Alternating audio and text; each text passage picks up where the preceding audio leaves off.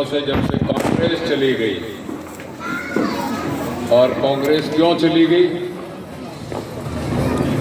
अगर हिंदुस्तान में अक़लियत के लोग कांग्रेस के साथ बने रहते,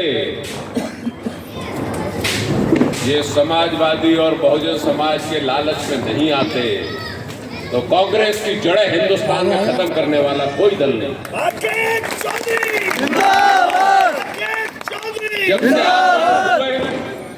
जब से आप विमुख हुए तब से दक्षिणपंथी ताकतों की ताकत बढ़ गई, तब से तानाशाही लोगों की ताकत बढ़ गई। तब तक ऐसे लोग जो धर्म के बहकावे में आकर लोगों का वोट लेना चाहते थे, उनकी ताकत बढ़ गई। और ये जो वातावरण निर्मित है देश में, मैं बड़े खुले तौर पर कहता हूं कि जनसंघ और आरएसएस को दो लोगों से बड़ी एलर्जी थी, बहुत नफरत थी। एक थी मोहनदास करमचंद गांधी, जिनको महात्मा कहा गया। अपनी पतलून उतार दी, कोट और टाई उतार दी, बैरिस्टर ने वो लगोटी लगा ली और धोती पहन ली और हिंदुस्तान को अंग्रेजों की गुलामी से आजाद कर दिया। आरएसएस 1925 में बन गई थी।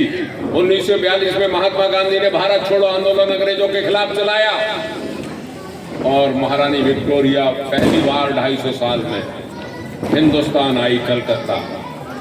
तो यही आरएसएस के लोग 1942 के महात्मा गांधी भारत छोड़ो आंदोलन की मुखालफत करने लगे और इन्होंने विक्टोरिया के स्वागत में वहां पे सम्मान किया खड़े होकर।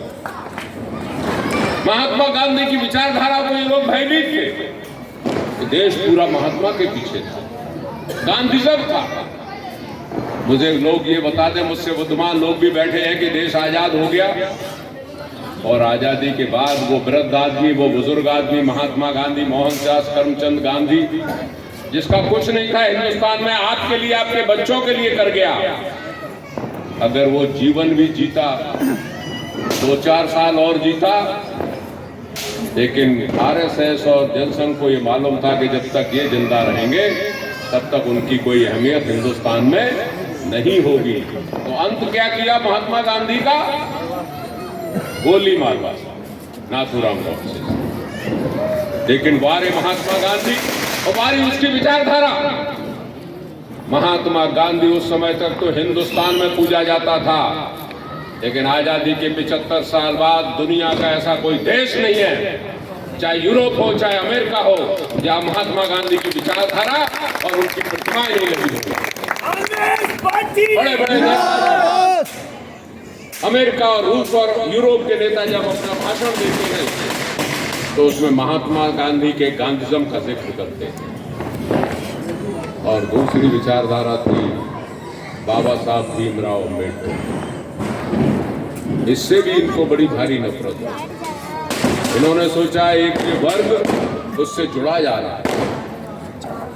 बहुत तेजी से लग गई जब से मोदी सरकार बनी है। पिछले 9 वर्षों से नया इतिहास लिखने की कोशिश कर रहे हैं, अपने लोगों को स्वतंत्रता संग्राम सेनानी गिनाना चाहते हैं। और जो पुस्तक है, ये देश गीता, रामायण, पुराण और बाइबल या किसी धार्मिक पुस्तक से नहीं चलता।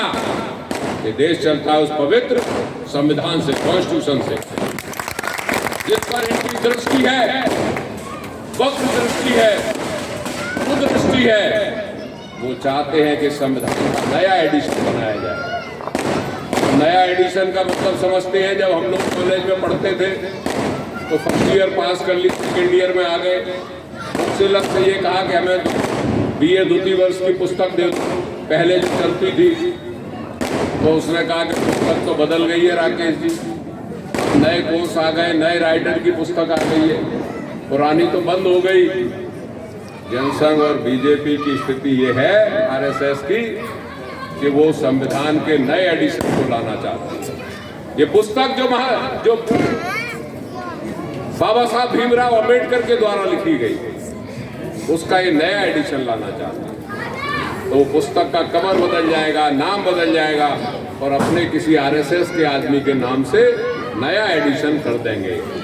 और जब नया एडिशन आ जाता है, मैंने लॉ किया है, जब नया कानून आ जाता है, लेटेस्ट कानून आ जाता है, तो पुराना कानून रख दिया जाता है, नई दलील दी जाती है।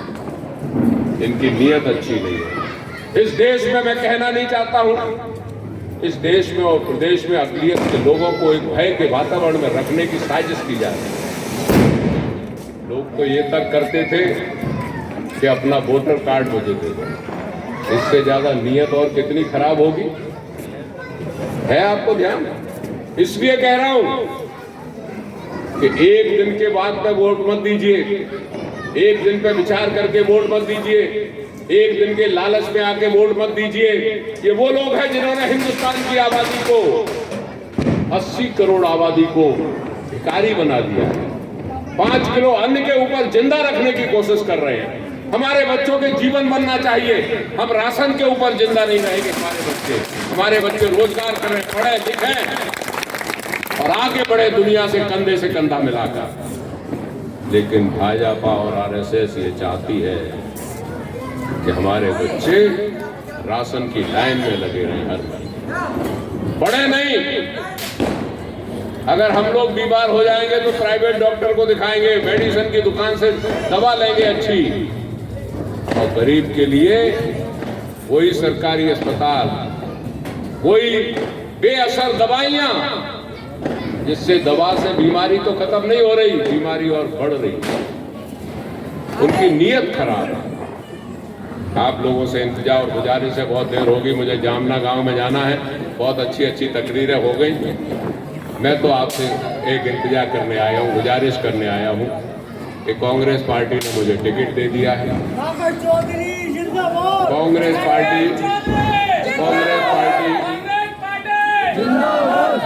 पार्टी ने अपना काम किया।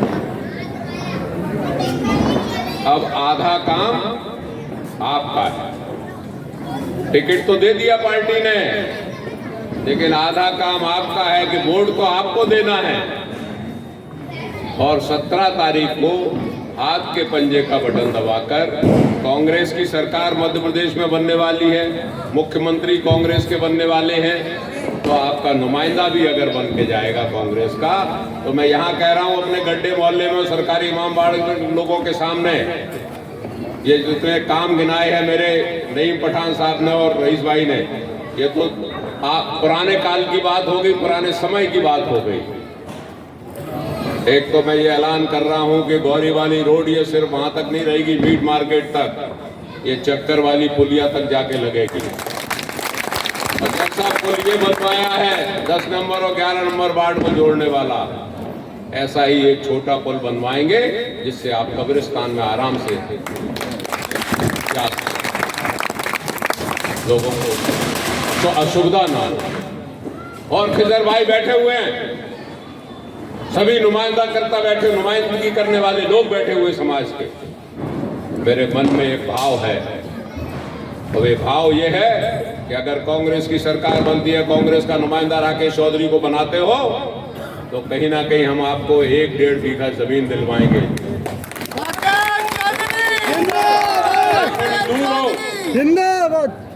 और उसमें बढ़िया एक सामुदायिक भवन बने मुस्लिम समाज का, ताकि गरीब लोग कम पैसे में अपने कार्यक्रम कर सकें। कुछ पैसे मैं दे पाऊंगा, कुछ पैसे और भी कहीं से इकट्ठे करेंगे। लेकिन एक बड़ा काम मेरे नुमाइंदगी में हो जाए, मेरी सदारत में हो जाए, जब मुझे आप विधायक बनाते हैं, तो ये मेरे मन की इच्छा है। छोटे मोटे काम करना मेरी आदत रही है, मेरे यहाँ बैठने का तरीका अलहदा है, मैं बराबर की हिस्सेदारी रखता हूँ। मैं सोशलिस्ट और दिल से सोशलिस्ट विचारक हूँ। मेरे पिता आचार्य नरेंद्र देव के शिष्य रहे, लखनऊ विश्वविद्यालय के अध्यक्ष रहे, जिन्होंने प्रजा सोशलिस्ट पार्टी बनाई। जयप्रकाश नारायण और आचार्य नरेंद्र देव उनके बहुत नज़दीकी शिष्य थे। मैं जहनियत से, मन से, हर चीज़ से समाजवादी हूँ, सोशलिस्ट हूँ। मेरी नज़र में कोई दो नज़र नहीं है, मैं सबको एक भाव से देखने की हिम्मत रखता हूँ, सबको एक साथ निकालता हूँ, एक जैसे कप में चाय पीता हूँ। मेरी नज़र में मालूम है, मैं और ज़्यादा बोलना नहीं चाहता। परमात्मा ने, अल्लाह ताला ने सबको जीव पैदा किया, बट तो हम यहाँ सामाजिक व्यवस्था में गए। मैंने MA समाजशास्त्र से किया है, हिजर चचा मैंने बहुत पढ़ा है पुराना कि कब पैदाइश हुई, कब कहाँ कौन आया और कैसे समाज बना, कैसे समूह बने, कब धर्म आया। इसलिए मैं आपसे इंतजार करता हूँ कि थोड़ा सा शहर में भी परिवर्तन करो। ये काजी साहब पार्षद बना दिए, वहाँ नगर पालिका में जाओ तो जो कर्मचारी है वो तो किनारे बैठा है, वहाँ मुस्तंडा एक बैठा हुआ है हर टेबल पे वसूल करने वाले। ये जितने 2 नंबर के काम करने वाले लोग हैं, जो ताकतवर हो गए हैं, जो स्कॉर्पियो में चलते हैं, जो मस्त रहते हैं, मदमस्त, जिनसे भयग्रस्त हो गया है समाज, मुझे एमएलए चुन दोगे, सरकार बनेगी, 1 साल में इनका पानी उतार दूंगा। मैंने कभी कहा नहीं ये बात 7 बार एमएलए 4 बार एमएलए रहने के बाद, लेकिन इस बार मेरे मन में ये टीस है कि मैं ऐसे 2 नंबर के लोगों को, गलत काम करने वालों को मैं पनपने नहीं दूंगा। तो आइए हम सब मिलकर कांग्रेस की सरकार बनाएं, कांग्रेस की नुमाइंदगी भिंड में बनाएं। मेरे साथ दोनों हाथ उठा के 2-3 नारे लगा दें तो मैं समझ जाऊंगा कि आपकी सहमति है। कांग्रेस पार्टी